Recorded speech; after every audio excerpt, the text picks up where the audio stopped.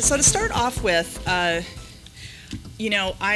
so obviously we have this amazing title for a panel this year. And did everybody see the write-up in the Sentinel yesterday? Did anybody see the write-up in the Sentinel? A couple people? Yeah? Besides my mom? I went for my mom. She's gonna dig that. It was really interesting because they talked a lot about the experience that the differentiation between women in the role and capacity of these above-the-line positions like directors, and sort of their the difference in the world that they're coming across and their experiences in the indie world and in the festival circuit versus in mainstream, what we consider Hollywood blockbusters.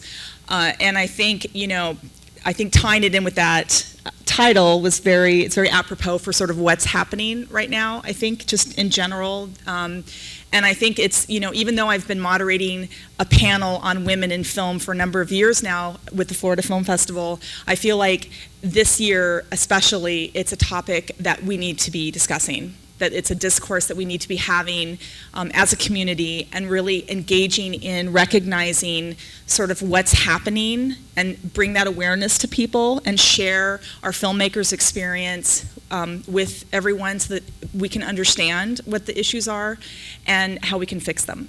So I'm really, really excited and very passionate about this topic, and so I'm really excited to be talking to everybody today. So I first wanted to kind of just start off with a general question about how you got into the business, because I think you all have very unique ways. So Valerie, would it be okay if I started with you? Sure. My way is definitely unique because I did a PhD in biophysics at Harvard before becoming a filmmaker. So I think what science and film have in common for me is that I'm incredibly curious, and I realize we're on this earth for a very short time, and I realized that at a young age, and I really wanted to know as much about human experience, the breadth of human experience as possible. And so I think that's what intellectually attracted me to science, and emotionally or intuitively attracted me to filmmaking. And so while I was at Harvard, I decided that I also had this other interest, and started a film program where I could learn how to make movies and other grad students could. And I came out to LA, I literally defended my thesis, and then a few months later came to Los Angeles to make movies. So that was smart. Putting that PhD to good use. Putting that PhD to good use, making my parents very happy. And but I was able to find this amazing program it's at the American Film Institute. It's called the Directing Workshop for Women. And not only was that a game changer for me then, it is now, because this program offers an opportunity for 8 women a year to come and make a short film with various forms of support, tuition free. And then these short films are showcased at the DGA, and people often get representation or other opportunities off of it. And since then, I've directed 3 features. This is my 3rd feature. And the exciting thing that's just happening right now that's relevant to our panel is there's a collaboration between the American Film Institute and Fox Studios, because Fox realized that their numbers are really poor, as are all the other studios, and they're starting to actually make real change. There's the Ryan Murphy Half program, where they've said, we want to have half of our filmmakers be female and diverse, and they're really actually doing something about it. And this other program, the Fox Bridge program, is an opportunity to have women filmmakers direct these big tentpole movies, these big action feature franchises that they have. And so what they did this year is they selected a number of women from AFI to compete for the chance to do a short property based on one of their franchise features. And I just found out that I've moved forward to the final round. So, congrats. Because that's my dream. I love making independent films, and I agree that to some extent with Mark Duplass about, indie filmmaking is where you want to be, that build it and they will come model is so true, but we need to earn a living wage. I mean, that's the real problem when you come down to it. We can make films, we can exhibit them at amazing festivals like this, we can get distribution, but we can't live. We can't feed a family. We can't have all the opportunities men have because we're not being paid to do it. And I think that's where the real issue is. So I want to make these big studio films. I want you guys to be making these films. We should. Yeah. We're competitive. We should be doing it. And it's still a way of marginalizing sort of this Exactly. group, so. Absolutely. So Julie, how about you? How did you get started? Sure. Just for anyone who doesn't know, I think the last statistic was that like maybe 95% of Hollywood directors are men. It's about 5 to 7% women. And in the indie world, I think it's more like 20% women. And growing up, I didn't think of being a film director because I didn't see a lot of female role models in the position. So it was just something that I never considered. And I went to school for psychology.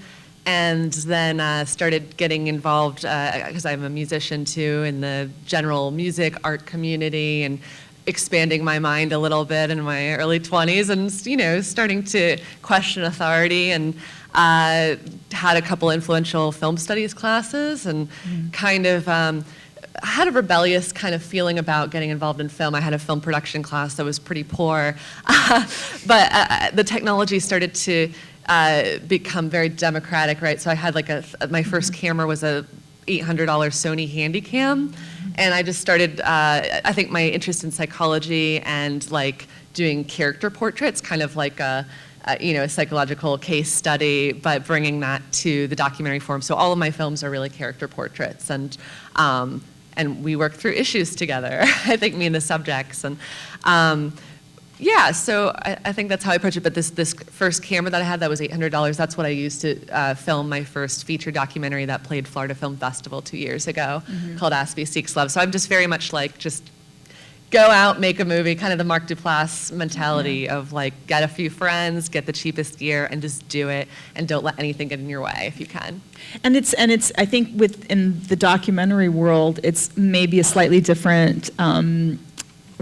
I think women are represented a little differently, and I think there's a little bit of different, because obviously with distribution and sort of the world of documentaries is slightly different. So have you felt that maybe affected your experience? I mean, do you feel like maybe that was easier for you breaking into documentary, or do you still feel like you came across the same sort of issues? Yeah, I'm really curious to hear about the narrative filmmaking that these women do as well, because with documentary, like low budget is very accepted. So, you don't have to have as high of a production value. You're not trying to raise like $1 million. You're trying to raise like $200,000. Yeah. So maybe that also is prohibitive to people. You could maybe speak to that. Yeah. Money is, getting it is a prohibitive. Yeah. Yeah. The all-important question. Yeah. Dory, how about for you? So I've been an actor since I was, sorry, is this the, I'm comfortable with this. I've been an actor since I was 7. I've been on stage, and then I went to CalArts, which is a wonderful art conservatory. I studied theater there as an actor. So I've been a professional actor, my whole life. And then I turned 40, and, there just wasn't a whole lot of stuff that I was interested in. I wasn't really interested in the roles that were available to me. And then I went through a very bleak time where my agent decided that what I was best for playing was a cougar.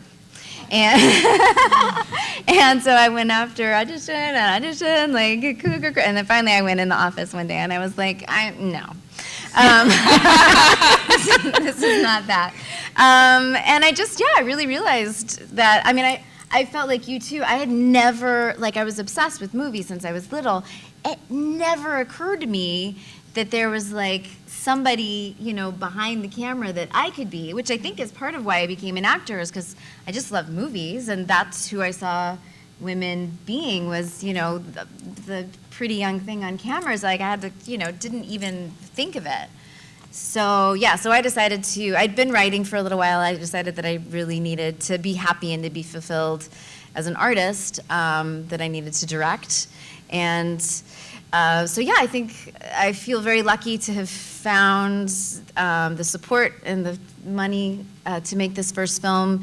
it was hard for people to take a leap on. So I had never made a short or anything, which is probably stupid in retrospect. But people did take a leap on me, and I think the next step is figuring out how to make this a sustainable, career, so that it's not just me being, pleasing myself as an artist. That's satisfying for sure to tell stories and have my voice out there, but my dog has to eat. So I mean, that actually brings up a really good point, because it's true. It's like, there's not, the money, the big money is in Hollywood. And so, if you're not making those movies, then it's going to be sort of constantly a struggle, so that brings up a really good point. How about for you, Jennifer? So I resonate so much to so many strands of these stories. I was also doing a PhD at Harvard, and so my misbegotten youth, and also really relate to this idea of sort of documentary filmmaking as being a way to just kind of go out and go and do the thing without having to wait to ask for permission. And I think that's really a big part of I think the challenge for not only for women directors, but women in general who are in any type of field where they are underrepresented, is that oftentimes it's because there are institutions and networks that essentially give you permission to advance in your career, to have a first shot. And what I love about independent filmmaking is that not only are there a lot of kind of really great indie organizations that support first-time filmmakers, but you don't have to wait to ask. It's really hard. It's like a really hard path to take, especially your first time out.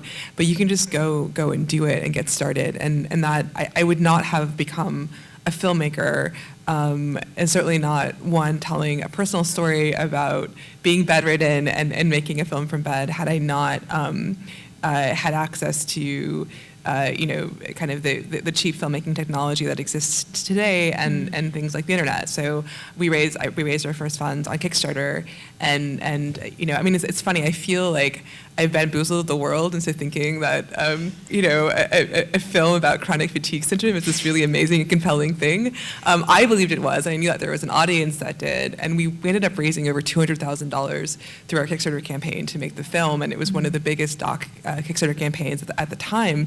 But it was because there was an audience out there, and we would never have been able to have gone to, I think, a broadcaster and convince them to fund the film, because they wouldn't have seen the story and they wouldn't have understood how many people were waiting for it. And so I'm excited now in this moment in filmmaking where it's easier to just get up and get started because of the cameras that are available, and where it's easier to find financing and also to connect directly to an audience without that kind of medium of a broadcaster or a studio or or even a distributor in many cases. So I think that provides opportunities for women to get started in a way that we didn't have before, but at the same time, okay, great, you've done it. How do you make your second, your third, and your fourth film? And the Hollywood stats are abysmal. The Sundance stats are actually really great. Like, I don't remember what it is on the narrative side, but I think as a whole, like roughly half of the filmmakers' films are female helms. Is that true? I'm sure at they are Sundance? now, because it'd be embarrassing not to be. Yeah. So yeah, I'd so say they're at least 50% they're leading this part year of and this last year. conversation. So they are now, but then you go to Sundance and you win an award and you have all this great buzz around your film, and then who calls to hire you, right? And it's still the case that it's the men that are getting hired to make the bigger budget films.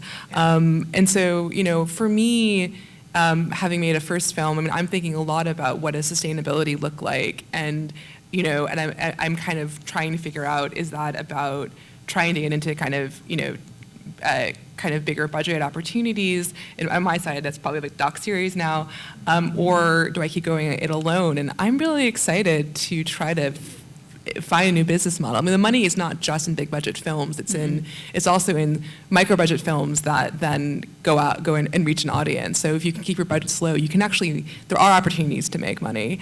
This is, I guess Get Out, which is exceptional for a number of reasons and not easy to replicate, but $5 million budget, Moonlight, $1 million budget. I mean, it's not impossible to make films for small amounts of money if they're beautiful, if they're artful, if they're important and resonate. So I'm excited that there is that space now for indie films to reach wide audiences, and I think there's no reason why we can't just keep making our own movies and not waiting for that permission.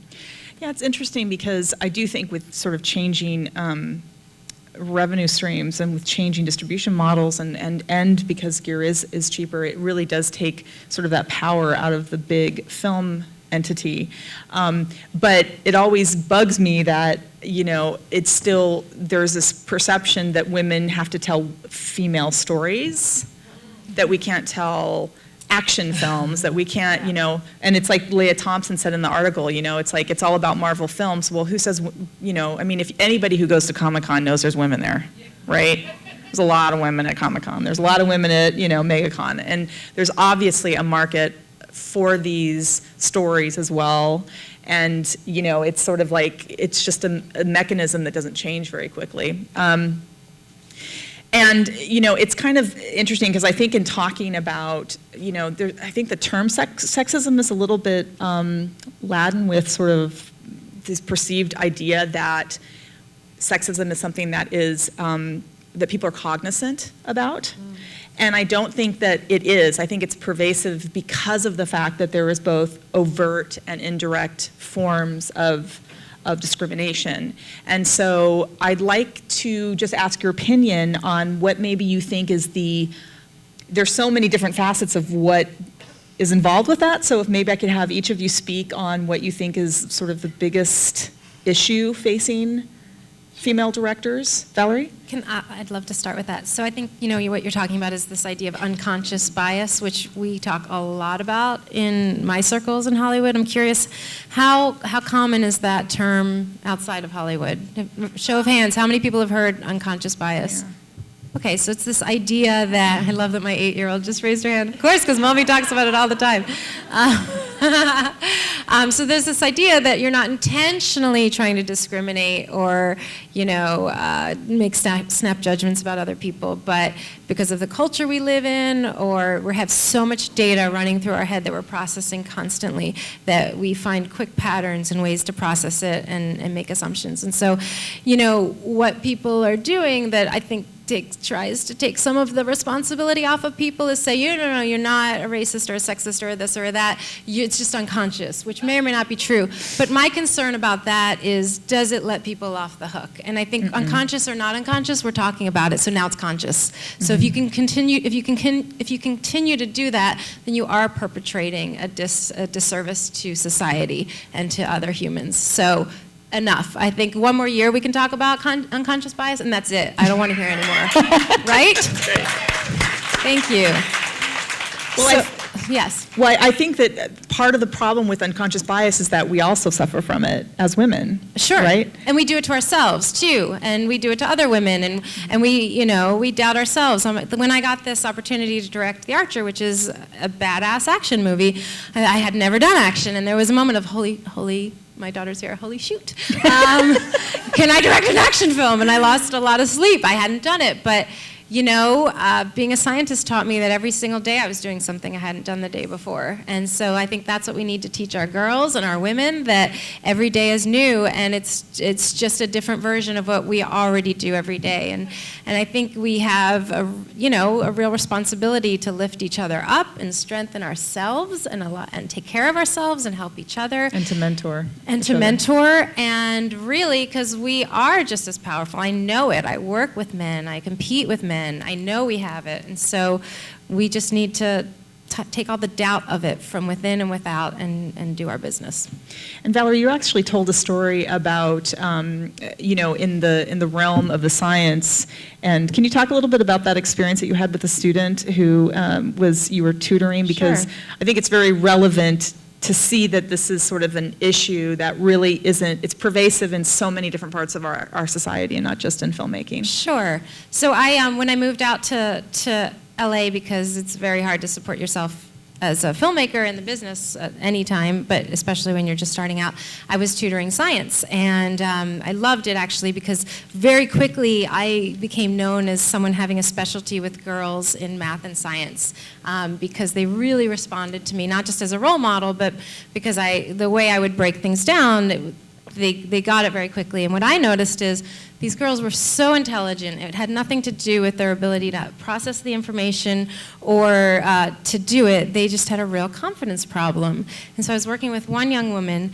and I can't name names, but she to give you an example of how much it was a gender issue, she had a brother who has since gone on to create one of the most successful technology apps ever, and she was struggling with chemistry and thinking she'd get halfway through a problem and then just like fizzle out and think she couldn't do it because she hit one roadblock.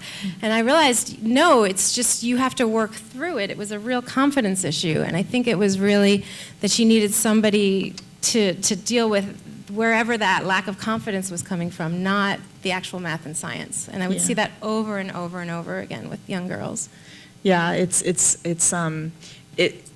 think, and that's one comment that, people say they hear in Hollywood a lot, is that, well, these stories that we're showing, these Marvel comics and all of these serial films that we're doing, whatever, they're sci-fi or whatever, women aren't interested in those topics, and that's a justification because they legitimately, or maybe don't think it really, but they say it. So, I mean, that just kind of, if that's the attitude and that's something that's sort of perpetuated, then why would women not, start to think, well, this isn't something I can tell a story in, So. Yeah, because I think it's really, sorry, I don't want to monopolize this, I just have a lot to say about this, but I think anybody who's ambitious and wants to be really successful at something, there's enough intimidation of just being at the top of your game in any industry. Yes.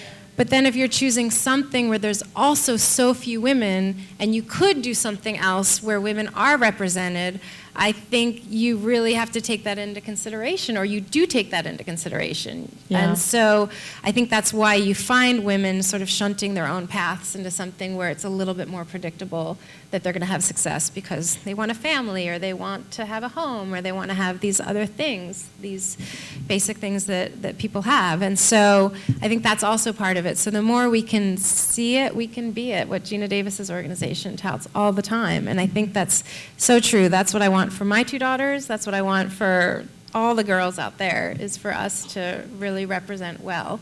Yeah, it's wonderful. Julie, how about you? What do you think are some of the factors that go into sort of the underrepresentation of women? Yeah, I think about that phrase, fake it till you make it, a lot. And I think there's a lot of that, like, in the industry. And for me personally, I don't like to make tons of generalizations about, like, women are like this and men are like this, and theys are like this. But yeah, I think personally I've always had a hard time faking things. I'm pretty honest, I'm pretty confessional, I do a lot of TMI. So the people working with me, I will tell them when I don't know something. Yeah. And I will say, I don't know that, I don't know how to do this, or, there's tons of things I know how to do, but I'm very willing to admit when I don't know something. And I think in our industry that sometimes is seen as a weakness rather than a strength. And so there's a lot of fronting and bluffing and making deals, and so I think, and I've heard studies that women tend to be more honest about their shortcomings, and men tend to lie. Oh yeah, about that, right? Oh, they talk about that on resumes all the time. How women will, if women see that they only fit like 3 categories for a job, then they won't apply for the job. Where a guy will go like, I can do that one thing. I'm gonna go do it. I'm gonna go do that job. It's true. Yeah, it's really true. And they're believed. Yeah. Yeah. I mean, it's really, it's funny because there was actually a quote, I think it was Lexi Alexander, and she said, if a male director is being picky, people say he has a strong vision. With a woman, people say she's being difficult. And that's something that is I think happens again in a lot of different fields. And Dory, how would you speak to sort of your experience with that? Do you see that? Have you seen that on your sets? I was an actor forever, and like sexism against a female actor is like just so disgusting that being a director compared to that is like, people don't put their hands on my body as a director, I'm not treated like a sex doll, which is nice. So, but I know that sounded like shocking, but that's what happens. I think, the unconscious bias thing is interesting, because I do think that there are a lot of people who really don't think that they're, bigoted in any way. But I have a lot of fantasies about, like I guess my problem with this, it is not just unconscious, that it's unspoken. Like, I have fantasies that, like, if somebody thinks that I can't do it because I'm a woman, like, I'd love for them to just say that. But they don't. You don't get that chance. It's not like somebody's like, I don't know, you have a vagina. I don't really trust vaginas. I don't know them. How's it work, really? Like, but you don't ever get that. You don't get that opportunity for somebody to, like, judge your vagina. And so you don't get that opportunity to be like, that's not a problem. Yeah. I'm It's bleeding just an right innie, now. okay, guys? And Just I'm an innie. still, yeah, like, I'm still managing to have a conversation.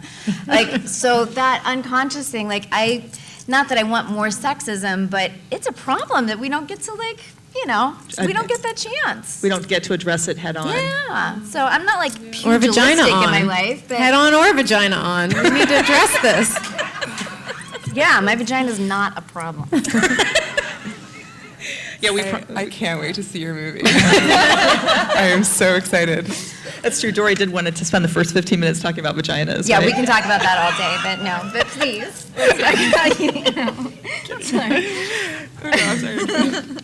No, but it is. It's really interesting because I know that I've had that experience being hired for a job and hearing that one of the VPs said, "I really don't want a woman in this role because she's going to be emotional every month." And What did you say? well, he didn't say it to me. Oh, he didn't say it to He said you. it to a woman who told me that he. And what did she say? Well, I don't know what she said, but what I said was, "Kiss my ass." Did she say, you came out of a vagina? Do you have a problem with that? Yeah, I mean, but it's interesting. Have any of you guys had any, like, do you feel like you've had any issues specifically in maybe the making of your last movie with some of these issues with working with, I mean, first off, how many of you guys had mostly male crews, or did you try to mix it, or did you, focus specifically on, like, really kind of getting a nice mix, or how would you feel you dealt with that? Start with.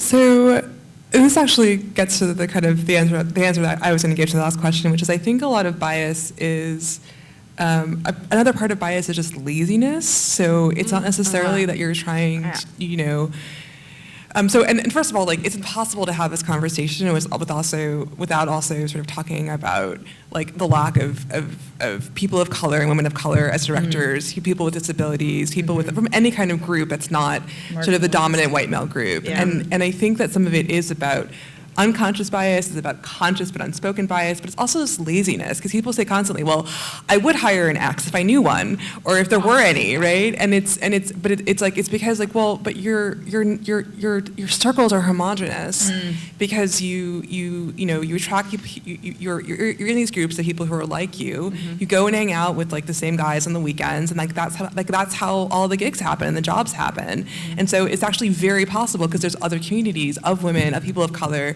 of disabled filmmakers who do exist, and you just don't know them. And so, and I have found this we're sort of building up a small production company, and we've been doing a lot of hiring, and it's been if you're just passive and wait for what comes to the door, like, you may not be able to find those amazing filmmakers and those amazing collaborators. We've been trying to, like, very proactively hire in other communities, and have found it's really easy. It is so easy. There are so many amazing creative people everywhere, and you just have to be conscious about it and intend to do it and treat it as something that matters. And so one of the things that I think I'm hoping will be a growing movement, and it's something I want to embody in my life and my art and in my business, and which I've started to see other people doing, is sort of going in some ways in the radically opposite way, and building production companies that are female, that are genderqueer, that are diverse in race and ethnic background, and I hope also that incorporate people with disabilities. And and I'm excited about that, because we know from the corporate sector, I mean, people talk all the time in the corporate world about the importance of diverse boards, because we know that they outperform homogenous boards. Diverse boards make more money. And I think that diverse companies will make better art. I mean, like, imagine the stories. I mean, we spend so much time in Hollywood and in independent film telling the same freaking stories over and over and over and over again. And I'm so excited about the art that could come and the untold stories that could come just by bringing those people together to make things together. This is not an answer to your question. The question was, what I'm is totally answering it. It's a great answer. Totally No, answering no, it. what's the question? Okay, sorry. No, I got caught up in your answer, so I don't even remember what my question was. You were asking about how do we feel on our cruise supported by men. Yeah, you know, and so it's like, it's sort of, I mean, I one small story, I come to this so naive, right? And it's because it's my first film, it's a personal film, and I just had a story I needed to tell, and I knew it needed to be told visually, so I was just like, okay, I gotta make a movie. I didn't know a single person in the film industry, and I just started from zero and spent every day working toward the intention of making this film. And so I wasn't thinking about the odds stacked against me or what it was like to work with men. Like, I just needed to get this done. And I think part of my success in making this film has been really claiming and inhabiting the world the way that I think most men do. I mean, I grew up watching men, you know, oftentimes just like, see this thing that I made? It's like, not, you know, I would be like, oh, it's not that great, it's like, it's not that done, it's whatever, and they'd be like, this is the most amazing thing ever. Same thing, right? And it's like, and actually it's realizing, like, I do want to be honest about where I am, but it's about just owning it, like owning the space and not, and trying not to walk in the world with all of those things that the world teaches us, but just inhabiting that. I don't think that's a male thing to do. To be free is not a male thing. I think it's an artist thing, too. That's why we need... And I, exactly. And sorry, the very last thing is just, I'm so sorry, I'm on a roll, but like I had a really amazing young woman who is an assistant editor, and she came in after having worked in an all-male office where she had faced sexual harassment, where she was constantly belittled, where she was afraid to ask questions because she, I'm so sorry, I guess this is being streamed, isn't it? And I just, you know, just had these stories of like what it is to be a woman working in a technical field within film, in a, you know, where most editors are men and most colorists are men, and for her to be in an all-female work environment was like, it wasn't a question that she should inhabit her power and know how to do all of these kind of geeky things. And so I think part of it, the answer is really just in our crews and in our companies. I think it's also incumbent upon us to kind of be the change in a way and create those spaces. Yeah. And I'd love to answer your question. So the question about how do we feel, you know, when we are working with a big crew that's got men in it, and I have a very sort of optimistic answer in that, you know, on my films I've had great experiences. And on The Archer I had a female producer, a predominantly female crew, but a male DP, and I want to come back to that in a second. But in my TV experience, I have to say, when you're working on a show that is supportive of female directors, that hires a lot of female directors, it's incredible. There is a whole sea change there. You are treated with so much respect and so much grace and support.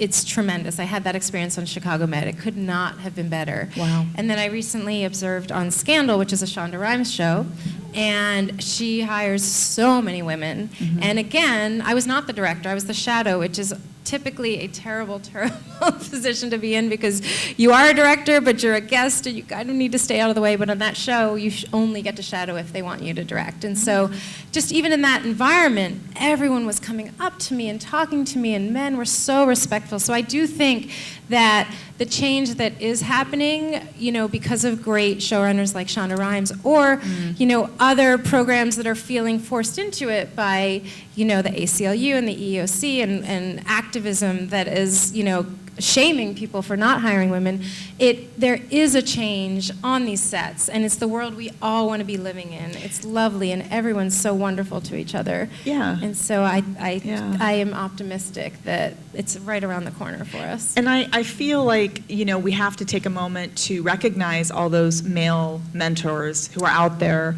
and, you know, doing a lot. I mean, you know, some of the greatest feminists are men, you know, they just are, you know, and I think there's a lot of them that do that to enrich our experience and to bring diverse groups together and to allow more representation. And it's actually funny because I have a filmmaker friend who had a question for you guys. And specifically, the question was, are there things that we men do unknowingly that make your life more difficult on set, and what should we stop doing? That's a nice question. Thank you.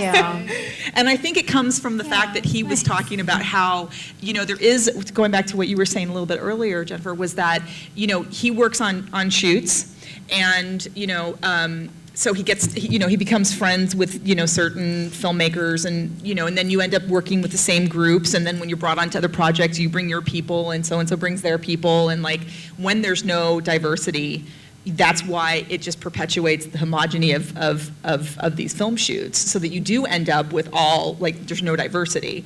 And he's very aware of that. So he was like, well, as a filmmaker who's working with women, what am I doing that I can do better?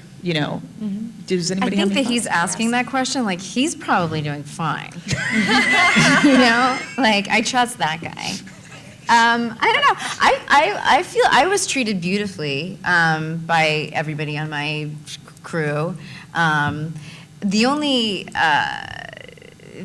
friction I ever got was actually just from being a first-time director. Like I did get I did feel that there was some like resistance about that. But I'm very. I was very upfront with everybody. I was like, I've never done this before. So, my assistant had made like 3 movies, so he knew more than I did.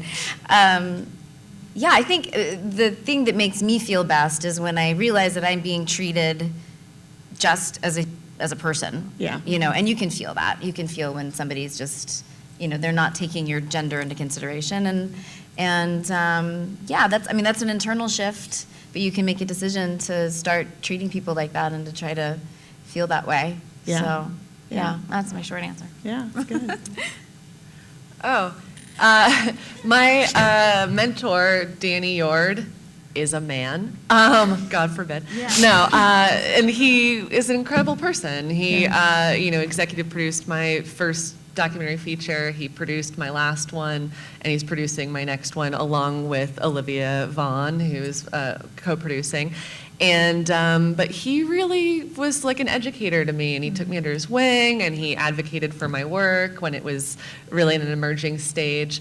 And so some of our best allies are definitely going to be men, and they're often in the position to help because they're maintaining those leadership roles and trying to bring us up with them. Right. And most of the time when we work together, our crew's like, there's no acknowledgement of gender. We're just hanging out, and it's just people making art. So, this conversation can get really heavy, but that's the ideal utopia of just like making art together and being free. Yeah. Go ahead, Valerie. Yeah, I would agree with all of that. I think, what I was going to say about, I've always worked with a male DP. I haven't had the opportunity to work with a woman, although there's many I've tried to or want to. And what I found, and I think they tend to be a very specific type of male DP. They're very sensitive and artistic and so delightful. And Adam Santelli is who I worked with on The Archer. And I think there's something really great about working with someone of a different gender as a director, because we made an action film, which is typically a male genre, and he brought a very male-based assumption to a lot of scenes. And you'll see Bailey Noble is actually here today. She's the star of the film. She's incredible, and she'll be at the screening tonight, so please come and meet her.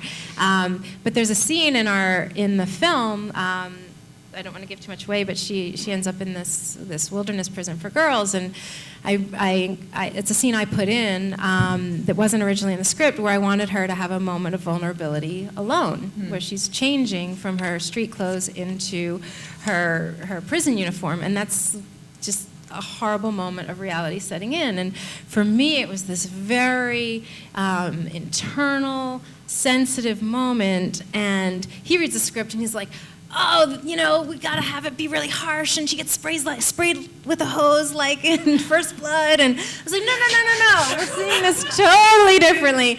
But I explained it to him, and he got it, and he's like, oh, okay. But honestly, it wasn't until we got on set, and I showed him exactly, and we were in the location, and of course, all the time he was serving my vision. He was ordering the lights that would make it what I wanted, but then he saw it, and he's like, oh, beautiful. Now I know what you were trying to do, and that was great. And I think the marriage between his life experience, his perspective as a man, and what I was trying to do actually elevated the film and made it that much richer for all audiences. So I think there's a tremendous collaboration there if we can break down whatever's getting in the way of us working together. Well, just if you're interested, I graduate students all the time, women who want to be DPs. Great. And I'm seeing Send them more my way. and more and more. So you just let me know, and I'll send you some wonderfully beautiful filmmakers who Please. just really have great vision. I mean, that's actually the one arena that has always really predominantly been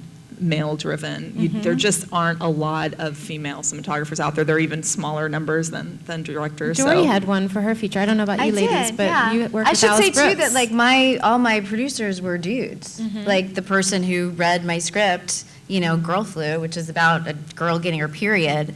The person that said yes, I'll give you that money and supported me, continues to support me, is a dude. Yeah.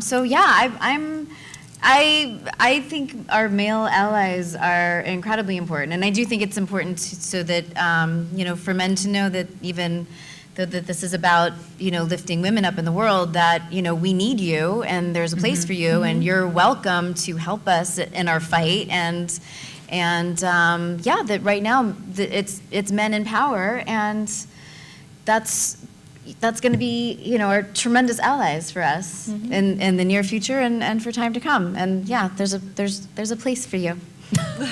Please join. Even if the future is female, there's a place for it. But that's the thing. I think when women talk about this, there's a lot of different Facebook groups like 50-50 by 2020. Women are not fighting for more than 50-50. Yeah. We just want it to be equal. We don't want to dominate, which I think is very female and wonderful, and why we need it. Yeah. Jennifer, were you going to say something? Oh, just that, this is not as much a part of discussions about gender in film, but just in sort of feminism in general, is I think the sort of, there's a misconception that it's just about the liberation of women. It's also about the liberation of men. And men oftentimes are confined by their gender roles and their gender expectations. Yeah. And that's why I say it's about freedom. And there's a spectrum, and there's actually probably many different spectra, and we all fall in different places. And there's different ways in which we don't exactly conform to what it is to be a man or what it is to be a woman or what our parents thought that meant. And so I think this is all about giving all of us the kind of maximal freedom to express and realize who we are.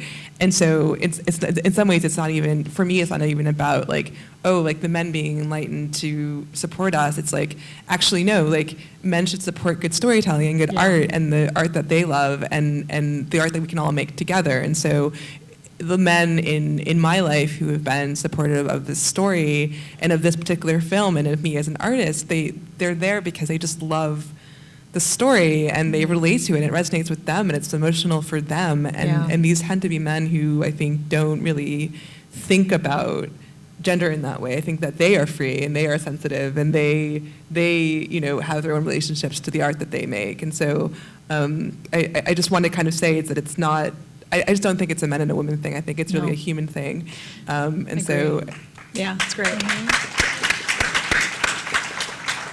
I 100% agree. I think it's really talking about diversity, and I think sort of with the political, and I'm not going to get on a political kick right now, but because I know that'll open up a whole other bag of worms. But I really think that these are the conversations that we're having, and bringing diversity in. No matter what your sexuality, race, gender, whatever, it's just really super important. So I think we're gonna open it up. I want to ask one more question, then I think we'll open it up to the audience for questions. My final question for you guys is, and this is going to be kind of a stupid question, but if there's one thing that you could do that you think would make the film industry better, just one thing, what would it be? I think we're already making the films people need to see. I would mandate some kind of initiative that they have to be distributed on 2,500 screens. I mean, I think that's the next big change, because we can make them. We're starting to get hired for things, but people need to see the personal work we're doing, not just where we're plugging into Hollywood. That's right. That's a wonderful idea. I think funding is the biggest issue for filmmakers. I mean, I know filmmakers who've gone to all the top festivals and they still struggle to fund their next indie documentary or feature, and it's just a constant hustle, a constant struggle, and those economic constraints then, maybe make people more risk averse when it comes to hiring and diversity hiring. So I think it affects everything else and ripples out. So I just wish that there were more grants for filmmakers and opportunities like that, more angel donors. I mean, I've seen all of those things work for people, but we just need more of that. Yeah, I think it's in a similar way. I think, that my issue with that is about transparency, in financing and distribution and the numbers about distribution. And I've had so many people tell me like, oh, that's just, that's for the business people to like it's just that. And I don't know that that's sexism or just, that I'm a creative versus, but transparency, I would say, is must happen. I would definitely agree with all of that, and would also underline the funding issue, and especially on the indie side. I mean, I think there are some funds. So there's a fund called Game Changer Films that is invests equity in female-helmed narrative films. There's a fund that supported this project, Impact Partners, that also invests kind of finishing gap equity for documentaries with both male and female-directed films, but they have a lot of female-directed films.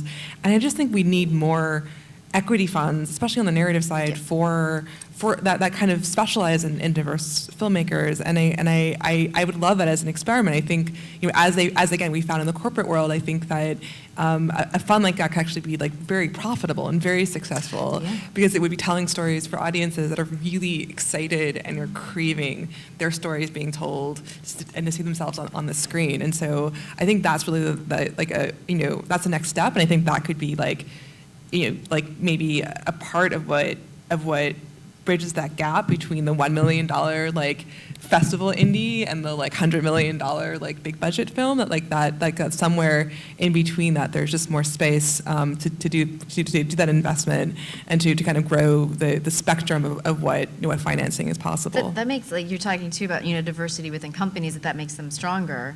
And that just makes even just in an investment portfolio. Exactly. We want to diversify, exactly. And that just makes sense. So I think the more we can help people see that that's just logical.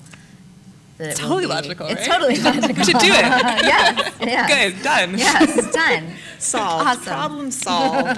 I'll put in my $10. Yeah. I got $10. Got it. All right, then I'd like to open it up to the audience. Does anybody have any questions? All right, let's start over here. I want to touch base on not only women, but like Dory mentioned, when you turn 40, all of a sudden your roles have changed. And what I have an interest in is pleasing the women that I see at the movies and art festivals and everywhere I go that are over 40. Can you guys touch on that for me a little bit, please?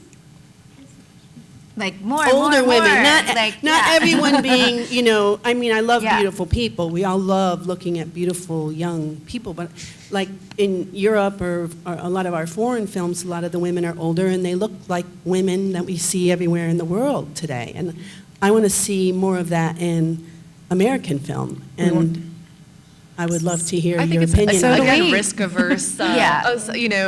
producing, because everyone wants to make something marketable, and it's like, oh, you need sex sells, sex appeal sells, and everyone's just, oh, this is a beautiful story, but this character isn't traditionally appealing or isn't the same thing we've seen before, and so those stories don't get told enough. Well, and there is a slight shift though that's happening right now because of the baby boomer generation. Yes. That Hollywood is going, oh, wait a minute, they're watching movies. Yeah. And those people, like Grace and Frankie, I think is a terrific example, which is such a powerful show. And yeah, these women, as their age, they have a lot of power, and they're going to keep. And Feud with Susan Sarandon and Jessica Lange just premiered. Yeah. Yeah. And- So yeah, I think there will be a shift. But there is a definite prejudice, especially in Hollywood, that the most interesting stories are about 27-years-olds, and Yeah. it's fine, but it's not It's not everything, for sure. And I part of this, again, getting back to diversity being profitable, like one of the things, I love watching, I love that series, I love that show, but it's sort of, it's like, I think that because distribution has changed, there is such an opportunity to reach the audiences that, like, directly, that want to see those stories. Yeah. And I think that Hollywood, because it's like old and conservative and kind of like rickety and big, right? Like it takes longer for them to recognize what the opportunities are. And I think in not telling those stories and not telling stories centered around older women, for example, they're still leaving money on the table. Of course. Yeah. So I think actually that's an opportunity. It's an opportunity for us as filmmakers to sort of to kind of innovate and seek out those markets. Yeah. But I do find that there's something so odd about our industry in the sense that, you hit with ageism, you hit a certain age, and whether it's actor, I mean, I have writer friends that have been literally 28 for 10, 15 years, or they'll put a male name on their scripts, or, and it's with directors as well. If you haven't made your first feature by the time you're 35, like, chances are you're never going to get a chance. And I think what's so frustrating about that, and see if you guys agree with this, is like, who has a better life story? Who has more experience? Somebody who's 22 or somebody who's in their 40s or 50s, right? Who has more stories to tell? And that's what we do, is we're storytellers. And so the fact that we're not given a chance to use all of that experience, there's just like such a horrible problem with ageism in the industry. I would say about your comment, you're preaching to the choir. We want to tell those stories too. I would say though, I think television's a great place for those stories, because who watches TV? My parents watch so much TV. Yeah. Under a certain age, I mean, you don't have a TV. You have a screen, and you might have Netflix, Hulu, and Amazon, and you're not watching TV. So, I think that's a great place for shows like that to live, and stories like that. And it's funny because actually, referring back to what you were saying about raising money. I mean, one of the largest profits that Kickstarter has had was with Mystery Science Theater 3000: The Return. They wanted to raise $2 million. They raised over $6 million. I mean, that just speaks to the, just to these different these different audiences and what they want to see, So it's crazy. Question. Oh, hey, Peter. Oh, hey. Yeah, hi, I'm Peter Gordon. I teach the business of film in our Film MFA program. And I have a business question for you. And you started talking about it, and I'd love to hear more about your distribution plans for your films after the festival. Did you come here with distribution already locked in? Are you hoping to find it? And also, if you could address, on the business side, if you've had any particular challenges as women that getting guys who run distribution companies to get your movie out. Can I answer that? For The Archer, it was very exciting because I got to be a director for hire for a studio. So it was the first time I wasn't raising money, I wasn't producing, and it was amazing. I loved it. I highly recommend it. So I made it for an awesome studio called Mar Vista Entertainment that does distribute. They are in negotiations to decide if they want to go with a different distributor to release it, or if it's better financially to do it internally. So we will have a commercial release. We just don't have details yet. And to answer the earlier question, we're going to Bentonville Film Festival next week, and we have Frameline, which is the oldest and biggest LGBT film festival in the world in San Francisco, June 16th. We'll screen there. And we might have some others, but that's how far we're programmed out. So that's that one. To answer your question about, because my first two films, I raised them, they were done independently where I was a producer. And I can't say, I feel like independent distribution, the playing field is level for men and women. It sucks. It sucks for everybody, no matter what your gender is. I would say where I experience sexism, I think, is with film critics. And we were just talking about this, and I'd like to talk about that because I think that's because they are the gatekeepers to distribution. And we were just talking about that at breakfast, that I do think, so first of all, there are so few female film critics, which is a problem, because when you're evaluating a point of view, you should be somewhat familiar, potentially, with that point of view, and you should also evaluate a film in the context of the person making it, at least be aware of that when you're telling it. So I think there's a lot of problems with the way many, not all, male critics. I have some favorites. John Anderson I love, Matt Fagerholm I love, but there, are a lot that oversimplify what they see in a film, and it's incredibly detrimental to the life of the film. And it's done so carelessly and so heartlessly and frankly so unintelligently that I think we need to raise awareness about this and do something about it, because that's a big stopgap to more women having films have a bigger release and more work.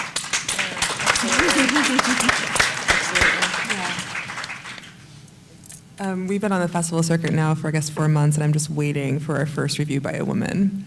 And it's sort of, we have a little pool running. You did a Sundance film. Everybody probably reviewed your film, and the fact that you like haven't Hollywood had a Reporter woman and yet, New Wire, Variety, and it's not. I mean, they were. I mean, and thank you for reviewing the film, everyone. Like it was like they were really good reviews, but there was something that was missing in terms of the context. I think people were often bringing to the story, and what happens. I mean, it's my doc is a very emotional, intimate, talking about like internal, like a very intimate, raw documentary, and a lot of, there was this weird way in which we would see like what was happening like in the room, and then what was turning up on paper. There was some kind of disconnect, and I think part of it was that there was. I think everyone can see themselves in this film, but I think it does resonate with women differently. And a lot of the feedback, even when I do radio interviews from men, is sort of like, oh, it was so emotional, And I'm like, as opposed to like, this is just how I live my life, and like this is sort of my experience. And so I do think there's that disconnect. And then so I started looking. I'm like, wait, I don't get it. Why haven't I had a single female reviewer yet? And I went, and I think the stats are almost the same for directors as for female critics. Terrible. It's totally abysmal, and I think they are the gatekeepers, the arbiters of taste, and they say this is what a good film is, this is what a relevant film is, and so I don't think we're going to be able to solve the female director problem until we also solve that problem. So I would recommend, because you're at a film school, that you champion a course in female film criticism for men and women, and I think that will have a huge impact down the road on the issues we're talking about. And you as well, Anne, at Full Sail. It's great. All right, thank you. Oh, another question? Oh, yeah? Hi, yes.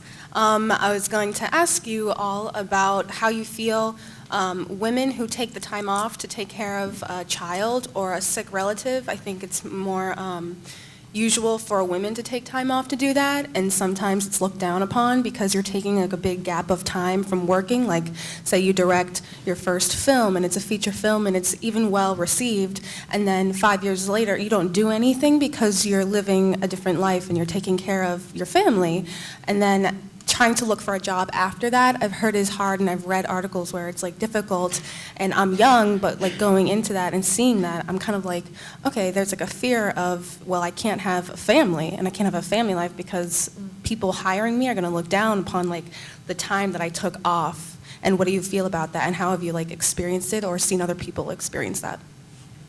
I just heard that the average time between films for female directors is 10 years. I read that too. I know, yeah, I'm like, I can't wait that long because I'm fucking old.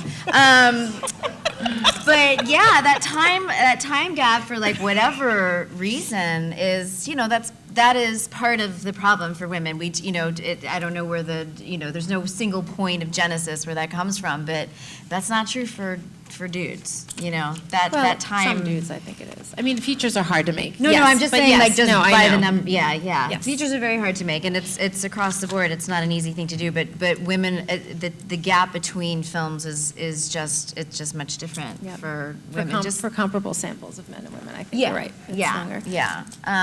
But that's hard, whatever career you're in, and yeah, Hollywood does not have a good maternity leave program. I mean, there's definitely there's a perception for women you have to choose, family life or career, and that is not a dilemma that men seem to have to face. Yeah. I mean, a lot of the guys that I work with, my producer, my DP, they have kids and they work, just as hard as I do. Mm-hmm. I do not have kids.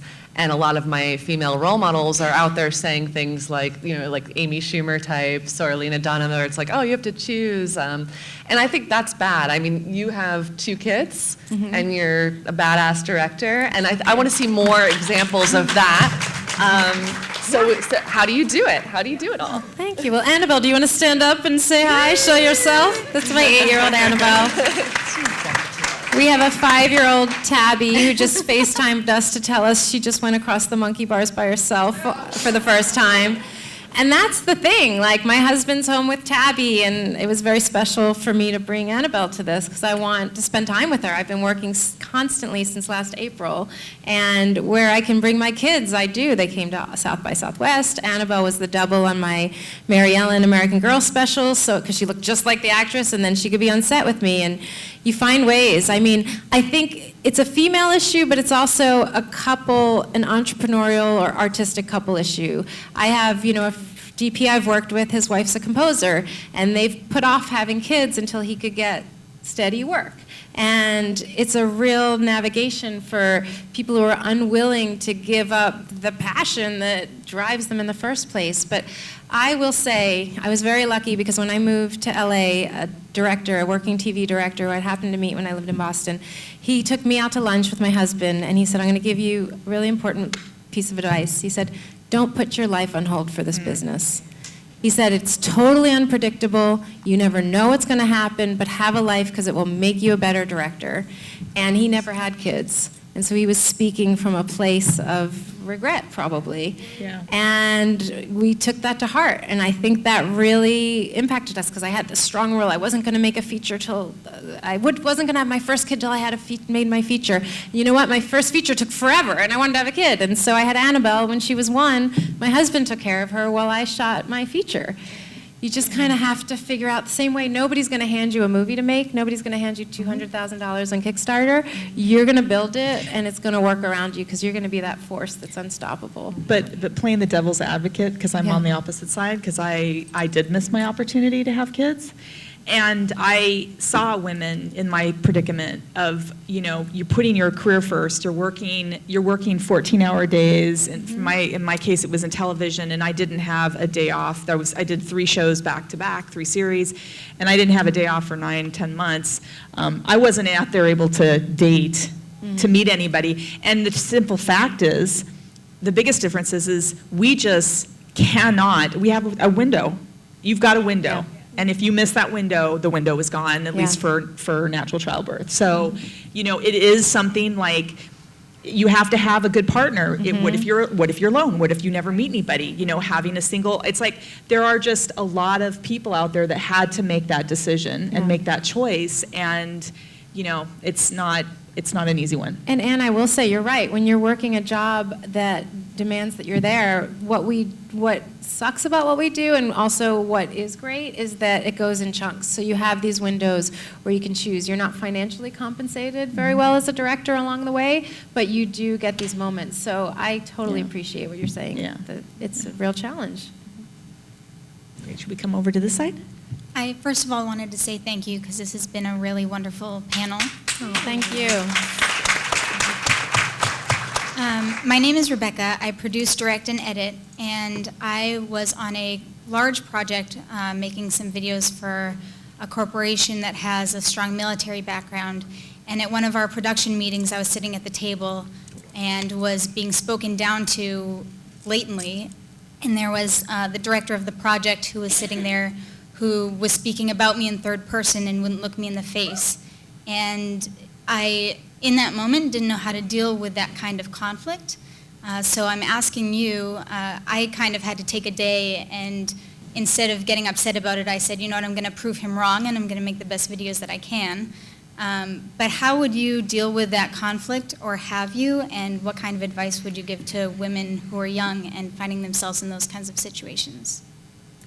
First of all, thank you for sharing that, because it takes so much courage, and I imagine everyone in this room has had some kind of experience like that in their lives.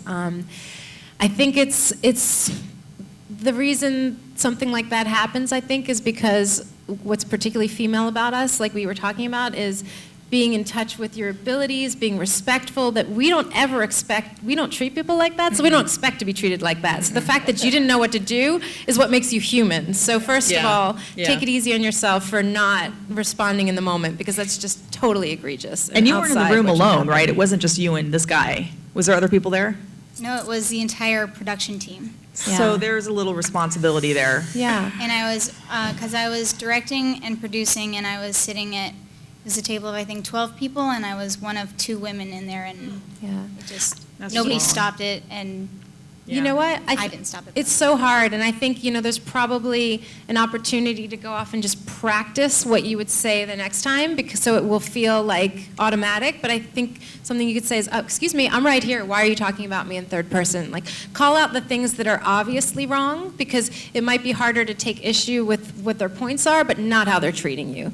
And so, great working on what you would say so it just comes right out, I think will be a helpful gateway to then just addressing what they're saying about you. That's what I would say off the top of my head. That's great. Great piece of advice. Wonderful. Thank you. I think we'll go back over to this side. Hi. I know we're at the Indie Women panel, but both Jennifer and Julie have touched on kind of the spectrum and the theys of the situation. And so I was just wondering if you had any thoughts on whether sort of gender nonconforming people who can't go to a women-only film festival or be on an indie women panel, if the minorities should be grouping together of the gender nonconforming and the women and tackling these issues, or what maybe your thoughts on that were? Go ahead. Yeah, I mean, to be honest, like, most of the time I'm really annoyed by identity politics. I was a big Bernie Sanders supporter, and I love that we got out of, let's 99% versus the 1%, let's save the environment, let's not have nuclear war. Like, these are the things I want to be thinking about, and like, let's accept each other, whatever your orientation and your preferences and your identity. I don't care how people identify. Like, I want to look through, I think we all want to just have a human connection. And what you're describing, it does get really tricky because you have these women film festival. Bentonville, is a wonderful festival that I think all of our films are playing at. In Arkansas, Gina Davis spearheaded it. And, my film Woman on Fire is about my friend Brooke, who's the first openly transgender firefighter. So she's going to be there on behalf of the film. I'm pretty sure that a lot of these women festivals are coming around to just be about inclusion. Mm-hmm. I don't know if you've had other experiences. Yeah, I would say that. I mean, I think that. I think identity is really important to the people who hold them, and it's a tough thing because it's like. I totally agree with you. Like, we can't take the eye off the ball over the cataclysmic apocalyptic scenarios that we all face, where it really doesn't matter if you're a human or a single-celled organism. Like, we're in the same boat, right? So those things take first priority for me as well. But I do think that it's so important to sort of have these conversations in the spaces where we're able to have them, like in film. And I think especially because it's we are film is one of the most important mediums of culture in this modern age, and so it's the constant conversations that we're having with ourselves about who we are and who we want to be. And so I think is very important. And to your question, I mean, I know there are organizations so Chicken and Egg, again, was one of our core supporters, and they were an organization founded for women directors, but it's now sort of women and genderqueer. So I think a lot of women's spaces are kind of opening up where it's, it would be for that person, I think, about where they feel comfortable. So depending on how they identify, if they want to affiliate with a female organization, they may or may not want to, but that's kind of that option that's been open. And so I do think you're right, some of these spaces have become more about diversity in general, and I think we're getting better at thinking about intersectionality, which is something that is sort of, I think, oftentimes a blind spot on women panels, and so I do think those spaces are opening up, and I think really what it is it's incumbent on us, especially people who've been supported by some of those organizations, if they're not more broadly inclusive and they aren't thinking about all those other ways that you sort of think about women, whether it's women of color or genderqueer women. I think it's we have to push them to open up those spaces. But I see that happening a lot, and people are being very thoughtful about it. Emily, do you know Emily Best's organization, WIMPs? Do you guys know that organization? Yeah. Emily Best started Seed and Spark, and she is a group. It used to stand for Women in Moving Pictures, and then there was a big conversation where they said, I think we need to change the I to intersectionality. So I know there's an awareness from there, and also Film Fatales, I think, is trying to be very sensitive, right? Yeah. Very open. Yeah. So seek those groups out for sure. Yeah, that it's Film Fatales is just women identifying. Mm-hmm. Yeah. It's very open. Yes. Yeah, it's great. Okay. Hi. Thanks. So I guess my question is the question of internal fear or doubt. I have a project to which I just attached an amazing female director. It's for a musical. She has great experience. She's female, she's South Asian, she's incredibly talented. Here's, I guess, my internal fear as the author, composer, playwright, etc. What is your fear? Is when you're hiring someone else who's also female, who's also ethnic, or who comes from that non-homogeneous space, do you ever have that internal fear of how is this going to affect how people see my project? Do you have a fear of maybe pigeonholing yourself, like, oh, that's the feminist or the womanist or the female, blah, blah, blah? Like, how do you feel about that? Because I know this is really positive, and this is the way it should be. The pie should be open for everyone. But in the back of your mind, do you ever feel that insecurity from your perspective? I think the thing to focus on is, do you believe she's the best person for the job? She's amazing. And what I want to do is I want this project to be something that elevates. It's art that elevates beyond gender. There are a lot of positive female roles in it. The focus is not just on conflict, but cooperation and friendship and camaraderie. And so I want that to be the focus. The fear is that people will look from the outside and say, oh, here are just a bunch of women. That's their problem. Yeah. I mean, if you really believe that she's the right person for the job, and it sounds like she is, then there's no fear. Yeah, you're doing the right thing. But it also could be your own unconscious bias too, right? Sure. Fearful, because it sounds like you have already decided she's the one. And just like the young girls who could have solved that chemistry problem but said, but I'm not good at chemistry, so I can't solve this problem. Maybe that's all that's happening, is you just need to flip that switch. But from over here, it sounds great that you're about to hire a woman. Yeah, and congrats on, getting the project off the ground, and just that's incredible. And I think, I think for me, what I would say to that is that when I started the process of making this film, some of the first people I spoke to were like, funders and broadcasters and basically people in a place of judgment. And I think early in our editing process, we're having all of these screenings and we're thinking a lot about like, what is the audience feeling in this moment? And it was such a distraction. Like what I learned is that the only benchmark for making art is what is my intention? Yeah. And did I and to what extent did I fulfill it, right? So because it's like, how deep did I go to discover why I am truly doing this? Mm-hmm. And then once you really know why you're making your production, then sort of say, okay, how close did I get to achieving my vision? And those are the only measures. And what I believe firmly is that if you forget about everyone else and you do that really deeply, you're going to make something that is so resonant and so beautiful and so popular because you've gone somewhere really deep. And there's nothing inside of that process that like when you go that deep, like you're hitting on that kind of deep human bed of common experience that we all feel and we all kind of have access to. So just follow your intuition, and something brought her to you, and so I think you should feel really brave and confident in that. And I can't wait to see what you guys are going to do. Thanks. I really appreciate it. Yeah, the basic theme is that there's room for everyone in STEM, whether you are, regardless of gender, regardless of ethnicity, there's room for everyone in STEM. And so what you said. If she's not available, I want to direct it, so let me know. Good luck. That's beautiful. Thank you. Awesome. I think we have time for two more? Yeah, two more questions. So. Okay, hello. First, thanks for being here. It's been a very interesting panel. So as someone who's interested in film criticism, I'm surprised and heartened to hear you speak about the power that film criticism and reviewing has. Especially since there is a bit of a trope that film critics and film criticism doesn't really have an influence in the marketplace. So I'm just wondering, at what point in the process specifically do you think film criticism and film reviewing would be most impactful?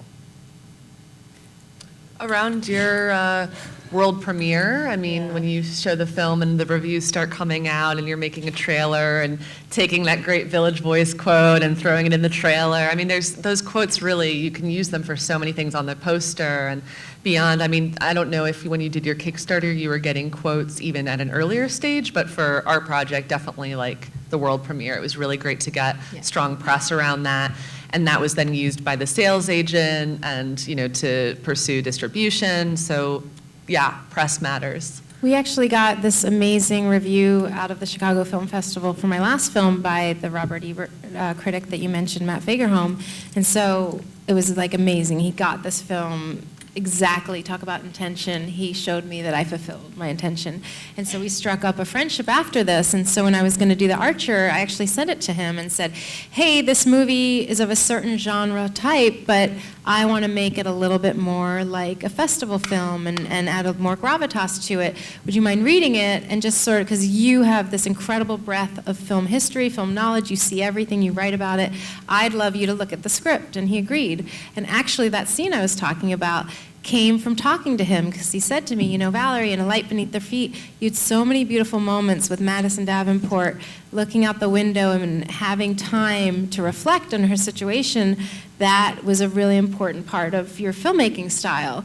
And that suddenly clicked to me. I was like, oh my God, that's what this film needs, is this chance to see how women feel about this situation. And that's what makes this a very different type of action film. And so it was that conversation that triggered a film that Bailey so beautifully executed and really is a standout scene in this movie. So I am so grateful for a great relationship with a critic. I think you guys have incredible power, and you should use it. Wisely. Wisely. Use it wisely, yes. Kindly. Use it for good, not evil. Not evil.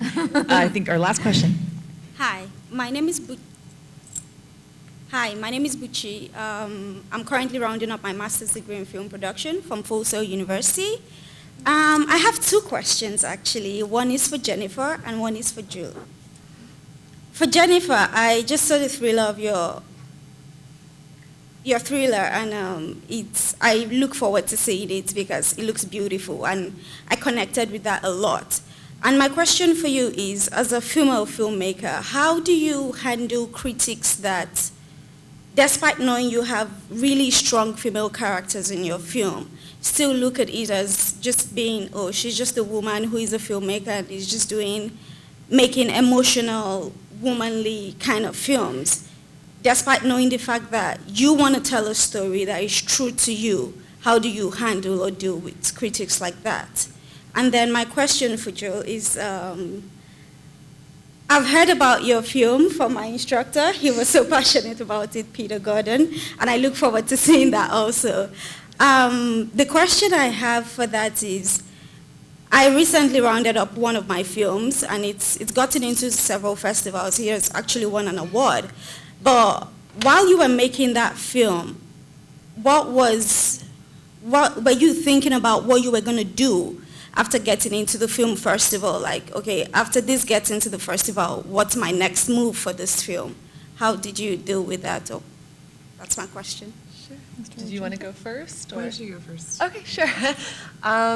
Yeah, I directed and edited my film Woman on Fire, and my producer has always been helping keep us on a schedule and connecting us to like his sales agent that they worked with before, preferred content, and to kind of have a path forward of like, you know, you always want to keep your film kind of exclusive, so it's in this weird little esoteric world of film festivals. You have your world premiere, and then you do like regional premieres, and you know, San Francisco premiere, New York or Canada, and then you kind of, you know, build out from that to having like a broadcast date maybe if you're lucky, and then show it online, and it becomes, so you want to just keep it kind of precious and find the right time to build press around it.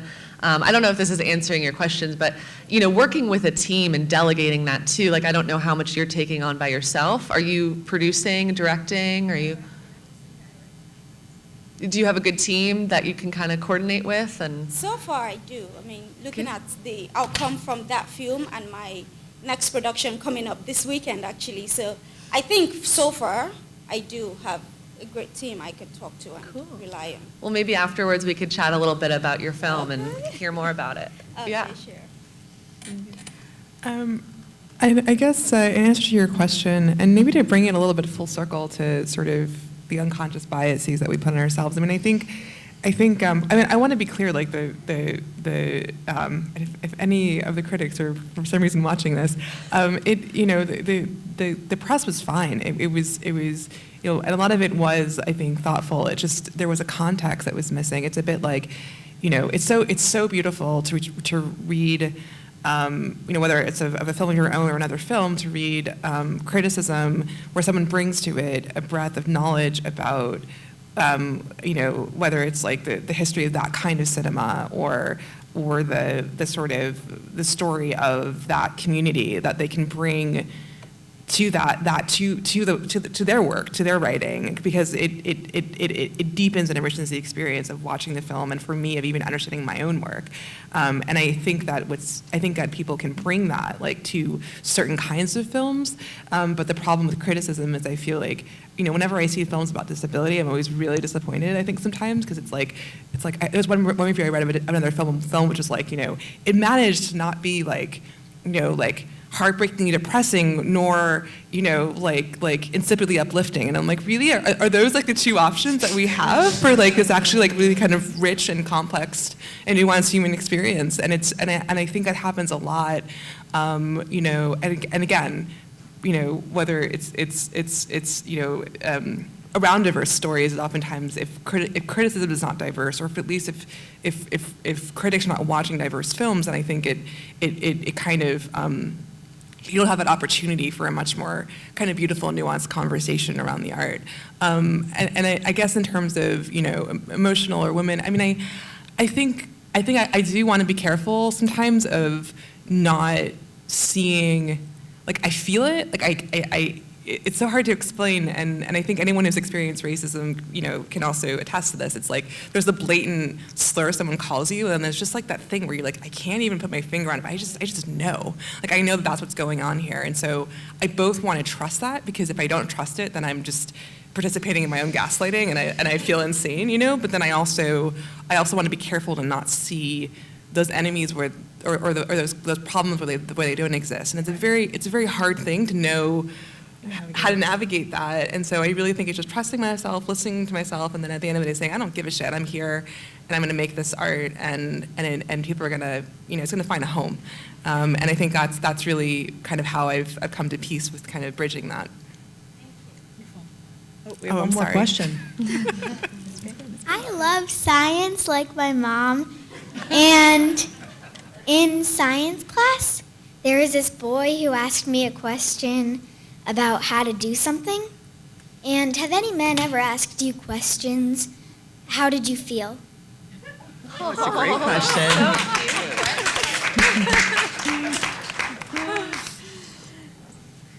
Who are you asking, honey? You guys want to start? Yeah, all the time. One of the things that I do, other than being a writer and director, is I'm a script consultant. So people come to me all the time to help make their scripts better, and a lot of those people are boys. And we have great relationships, and there's total respect, and we treat each other like equals, and it's it's nice. And since I run a film program, I have male students who I mentor, and I work with them to help them be better filmmakers.